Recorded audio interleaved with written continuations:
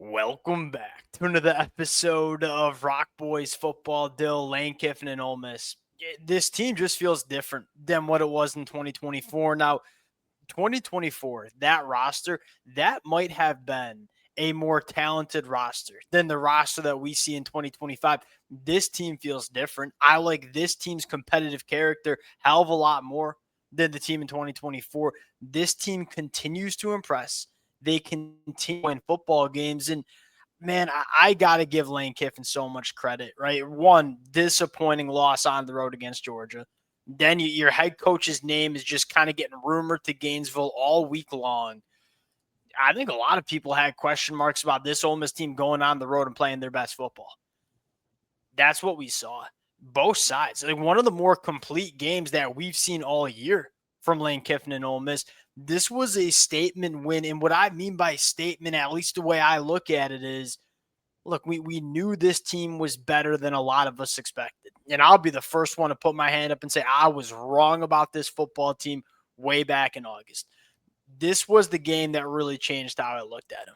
I'm looking at Ole Miss and say that they're a team that can bang for an SEC championship. Like, hell, what's this team going to look like in the college football playoffs? And I think one of the really important storylines for a lot of Ole Miss fans was the reason Lane Kiffin would leave Ole Miss is if he thinks he has a better chance to win a national championship at Florida.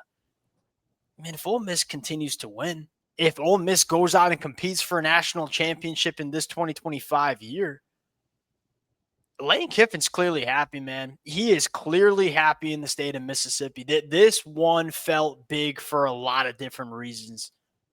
Fired up to get into it. I got a lot of takeaways I want to get off my chest before we do, and as always, to the Ole Miss fans, of which many have been rocking with the boys the last couple of years. We obviously talk a lot about this team in the offseason as they use the portal a lot. Y'all can let us hear in the comment section. You know, I was certainly wrong about this football team. Dill, I think you were wrong at times about this football team. Let it fly. We appreciate you guys. If y'all do enjoy the content, consider subscribing to the channel. I will say this. Saturday afternoon marked the last time this year that I will doubt Lane Kiffin and Ole Miss. Dill, the T-box is yours. Where do you want to go with the Ole Miss win in Norman, Oklahoma? I think you got to go to the offensive side. And one thing about this offense right now is we talk about like straight up consistency. There are very few units right now that are playing as consistent as this Ole Miss offense has been once Chambliss took over. I mean, you look game in, game out against good defenses, bad defenses. It doesn't matter. They put up points. They move the ball. They have answers, it feels like. I don't know. You talk about like being able to win a national championship. Last year, you never really knew what you were getting from Ole Miss on either side of the ball, frankly. They'd play really good in like absolute top-end championship level, and then they'd give you some real stinkers. Right now, this Ole Miss team is playing, again, maybe their ceiling isn't what it was last year, but the level is pretty consistent at a really high level. And Dill, that is what's separating so many teams this year. Is like there are so many teams that struggle to be consistent. You know, we're Michigan fans. Like that has been the story of Michigan. You see really good versions of Michigan. You see really bad versions of Michigan. Dill, you said it best. Last year, the highs were freaking high for Ole Miss. When Ole Miss was firing on all cylinders, this team looked unbeatable.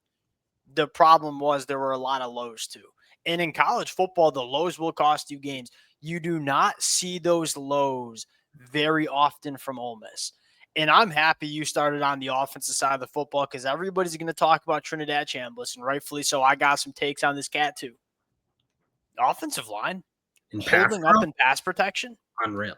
It was, and Dill, that's the thing is Oklahoma is so dynamic. They're so dangerous, not only with their front four, but blitzing their linebackers as well. The communication, the ability to pick up the different blitz packages and games Oklahoma likes to run, much less just block a bunch of guys that will be playing in the NFL over the next couple of years. Last year when Ole Miss played some really, really good pass rush units, pass protection would sometimes fall apart a little bit. You saw them go on the road into an extremely hostile environment against the best defensive play caller that we've seen in the last 2 decades.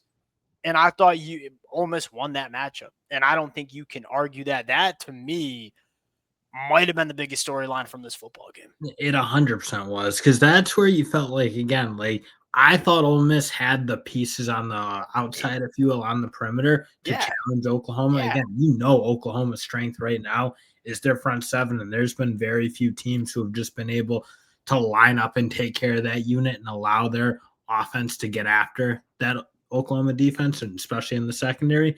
Ole Miss did it, and again, that's where you see like some of this weaponry too. Like they just have more answers than they did last year. We've talked about it a ton. A I think huge that's why you storyline. see the consistency a little bit higher. Dill, it's they had 4 players that had over 6 targets yesterday.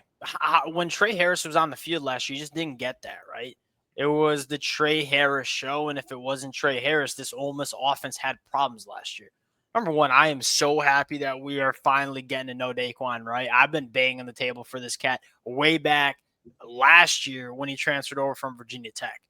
He's one of the best tight, and I love how they use him. They really build that passing attack around Daquan, right?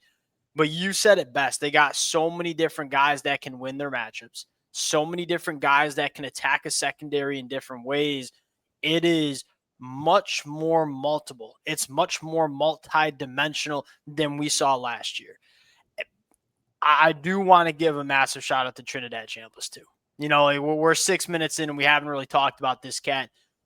I'm just going to read you off. Number one, he is a quarterback that you need in this conference and in these kind of games, right?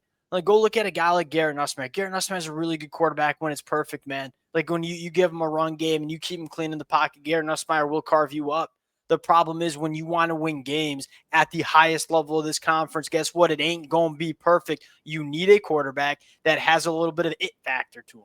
And it was about those third and eights, third and nines. I mean, Ole Miss probably found themselves in more of those situations than they Yeah, were. probably. Certainly at times really struggled to run the ball, which again isn't super surprising. That Oklahoma Yeah, defense it's probably the elite. best rushing defense in the country, just from my eyeballs at least. So you found yourself in those tough spots. Yeah, you said it. Trinidad Chambliss, that ability to pick those up, whether it was with his legs, whether it's me, like that throw to Caden Lee on the run is like such a sick ball. I mean, when he has the chance to hit those passes, I feel like he's just doing it really consistently. He's able to use his legs. He just has so many ways to hurt you. Dylan, he is a much better thrower of the football than people appreciate. Like 57% completion percentage on throws that are 20 plus yards down the field. He has 13 big time throws on the year, only 3 turnover worthy plays. Yeah, you love the difference making ability he has as an athlete, getting himself out of trouble and being a playmaker. This kid, when he wants to make NFL caliber throws, he's making them. Hell, I'll go out and say this. I wouldn't be surprised if he's an NFL draft pick because that's what he's putting on film. He's a difference maker, but he's also making NFL throws day in, day out. Dill, how many quarterbacks are you taking over Trinidad Chambliss in this conference? I'll tell you this much, that I would have taken John Mateer before this game. Trinidad Chambliss meaningfully outplayed him in this football game. Incredibly impressed with this Ole Miss offense. But the story might be this Ole Miss defense that had a really bad showing against Georgia. That thing snowballed on him, right? Oklahoma had a run that went for 65 yards. They had a pass that went for 76 yards. They had another pass that went for about 45 to 50 yards. Outside of that, Oklahoma barely moved the football. Like they really struggled to find anything, whether it was through the air, whether it was on the ground. I think it starts with this. That pass rush came alive a little bit. Prince Will, you coming off the edge. Hey, but bad day to be an Ole Miss, an Ole Miss hater, you might say, saying, hey, Lane Kiffin only uses the portal. Like Will Eccles, Cam Franklin getting disruptive. Fabian Harris, I thought had a really nice game. You're right. Like that defensive line. Yeah, I know Prince Will you was getting after it. And he looked He was Princely. awesome. No, Prince Will. That's I'm never gonna know those two brothers apart. But Princeville U was really good. I mean that crew and that core was very much built with those high school classes, and those guys played really good football. The one issue I probably have in terms of like Ole Miss's defense is they are really thin. It feels like, and there are moments where you can tell their Yeah, that's fair. tackles play a little tired. Like those big Yeah, runs, probably not good enough reps from like a Will Eccles, for example. sure. Again, he's playing a zillion snaps, so like Yeah, hats off to him. I think he is a really good yeah. player. that's probably like why Georgia was able to get after him a bit, just Yep. being able to steadily grind him down. Yeah. That's probably the one thing Ole Miss needs to be able to answer. Like, can they play against really good rushing attacks and sustain Yeah. it for 4 quarters? It, But otherwise, it's a really yeah. I think the And back end, they tackle. That is one other big thing, is that is a really good tackling unit from that back end. really solid in the money situations too. Like Ole Miss will give you some yards. They're going to be good on third downs. They're going to be tight in the red zone, and that's a recipe. Because I'll say you that like field goals ain't going to beat this Ole Miss team. And so if this Ole Miss defense can continue to play well in those meaningful downs, because you said it best, that this is not the same defense that we saw last year. It's not just going to smother guys. Lane Kiffin said it in his press conference as well. If we can play really good situational football, it's going to give us an opportunity to win a lot of games. And that's what Ole Miss has done. And I'm looking at the rest of the schedule and say, Dill, spot me the loss, man. You can't. Like this Ole Miss team is better than every other team that's on their schedule. And I feel like they continue to gain some confidence. And this is how I want to take this one out. You are seeing, and I know it's crazy because Lane Kiffin's 50 years old. You're seeing Lane Kiffin just really come into his own as a head football coach, right? He's been around the block. He's been a lot of different spots, has held a lot of different jobs, coordinators, head coach jobs, and he's had a lot of lows, right? There's been a lot of growing pains. There's been a lot of losses and a lot of failures.